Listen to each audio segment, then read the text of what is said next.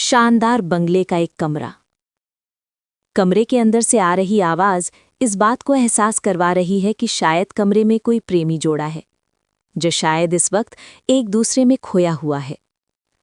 बिस्तर पर इधर उधर बिखरे हुए कपड़े और कमरे से आ रही खुशबू किसी भी प्रेमी जोड़े के एक दूसरे के करीब होने को दिखाने के लिए काफी था। लेकिन बिस्तर पर इस वक्त बात कुछ और थी। लड़की एक तरफ करवट लेकर अपने आंसू को पोंछ रही थी। अपने आप को उसने ब्लैंकेट से कवर कर रखा था, जबकि लड़का सिगरेट के कस धुएं में उड़ाते हुए अपने मोबाइल में कुछ देख रहा था। थोड़ी देर में लड़की ने अपने आप को संभाला और वो भी बिस्तर की टेक लेकर बैठ गई। लड़का एक चेक उसके तरफ बढ़ाते हुए कहता है, ये तुम्हारे इस महीने का पेमेंट। लड़की उसे चेक को देखती है और फिर अपने हाथ बढ़ाकर उसे चेक को ले लेती है। लड़के ने उस लड़की को देखा। उसके कंधे पर उसके दिए हुए निशान को देखकर उसने अपने अंगूठे से उसे सहलाते हुए कहा, कल ऑफिस आने से पहले आराम कर लेना। लड़की कुछ कहती है उससे पहले ही लड़का एक बार और उस पर हावी हो चुका था और चेक जो उस लड़की के हाथ में था उसके हाथ से छुटकर बिस्तर के नीचे गिर चुका था। ये है पंछी शेट्टी और लड़के का नाम है विक्रांत सिंह। विक्रांत सिंह, उम्र 29 साल, मस्किलो बॉडी, बालों में कहीं कहीं गोल्डन रंग, एक बड़ी कंपनी का सीईओ है। पंछी उसकी असिस्टेंट है। पंछी शेट्टी, उम्र 23 साल, निहायत खूबसूरत, भूरी बड़ी आंखें, अपने अम्मा और अप्पा की लाडली। विक्रांत के घर में एक भी औरत नहीं है। उसके दादाजी, उसके पापा, चाचा, यहाँ तक कि चाचा का बेटे हैं उसके बड़े भाई रुद्र सिंह, उनका भी तलाक हो चुका है और अच्छी खासी रकम की डिमांड की थी इनकी बीवियों ने। तब से ही विक्रांत को लगने लगा कि औरतें सिर्फ पैसों के लिए किसी मर्द के पास आती हैं और वो पंछी को भी यही समझता है। सुबह सुबह अपने ऑफिस में अपने काम में व्यस्त था जब पंछी उसके केबिन में आती है। उसके सामने कॉफी टेबल पर रखकर उसके शेड्यूल को उसके सामने बताया। विक्रांत उसके चेहरे को देखता है। कल के थकान उसके चेहरे पर नजर आ रही थी, पर फिर भी आज ऑफिस आई थी। पंछी, अगर आप आज थोड़ी देर से आती हैं तो आपकी सैलरी कोई नहीं कटता, विक्रांत ने कहा। No sir, I am okay, कहकर पंछी ने एक मुस्कुराहट दी और सिद्धांत के ही केबिन में मौजूद अपने डेस्क पर जाकर बैठ गई। पता नहीं क्यों पिछले कुछ दिनों से सिद्धांत नोटिस कर रहा था, पंछी पहले की तरह नहीं रह गई है और पहले से कम हंसती है। जितना पूछे उतनी ही बातें करती है। कुछ देर बाद उसने अपने सर को झटका और अपने काम में व्यस्त हो गया।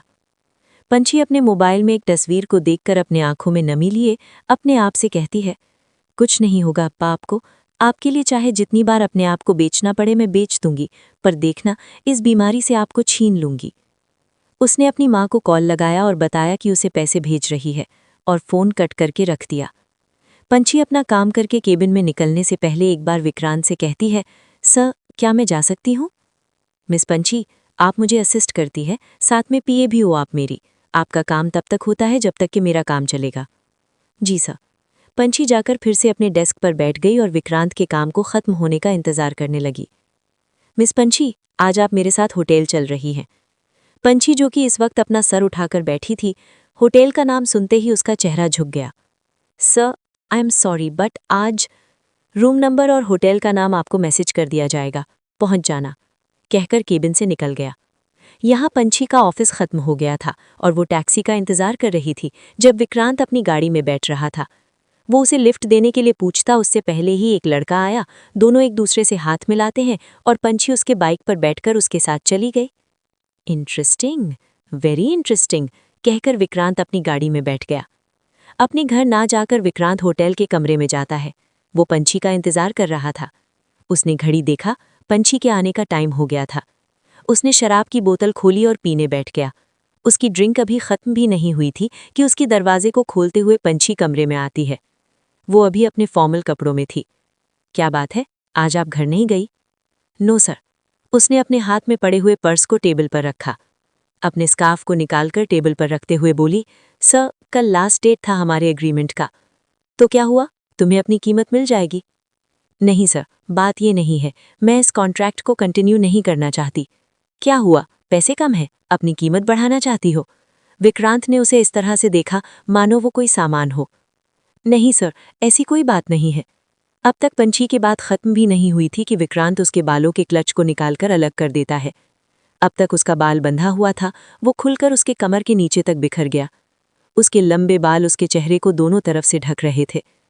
विक्रांत उसके बालों से खुशबू को अपने अंदर लेते हुए कहता है, तुम्हारी खुशबू कुछ तो अलग है। उसने गहरी सांस ली। तुम कितने पैसे चाहती हो? सर, मैं बिकाऊ नहीं हूं। विक्रांत उसकी बात सुनकर जोर से ठहाका मारकर हंसने लगा। उसके करीब जाकर उसे देखकर बोला, 6 महीने से खरीद रहा हूं तुम्हें और कह रही हो कि बिकाऊ नहीं हो। मजबूरी थी सर। पिछले 3 साल से आपके साथ काम कर रही हूं। क्या आपको कभी लगा कि मैं ये भी करूंगी? कुछ मजबूरियां ऐसी होती हैं। तो क्या फर्क पड़ता है, और पैसे कमा लो। कहते हुए उसके शर्ट के आगे के बटन को खोलने लगता है। पंछी उसके हाथों पर अपने हाथ रखते हुए कहती है, लास्ट टाइम है, बस ये सब छोड़ना चाहती हूँ। कहकर उसने शर्ट को अपने आप से अलग कर दिया और जाकर बिस्तर पर लेट गई। विक्रांत को उसकी आदत हो गई थी। उसने टेबल पर रखे शराब की बोतल को अपने मुंह से लगाए और पंछी को देखते हुए एक ही बार में आधी बोतल तक शराब पीकर बोतल को टेबल पर रखते हुए कहता है, तुम्हें क्या लगता है तुम इकलौती हो? पैसे दो तो हजारों लड़कियां मिलती हैं। जानती हूं सा, आप ले आइएगा आपके लिए उन हजारों में से कोई एक चुनकर। कहकर उसने अपनी आंखें बंद कर दी। हेलो गाइस, प्लीज़ मेरी वीडियोस को ज़्यादा से ज़्यादा लाइक कीजिए, सब्सक्राइब कीजिए, प्लीज़ गाइस शेयर कीजिए, मुझे सपोर्ट कीजिए।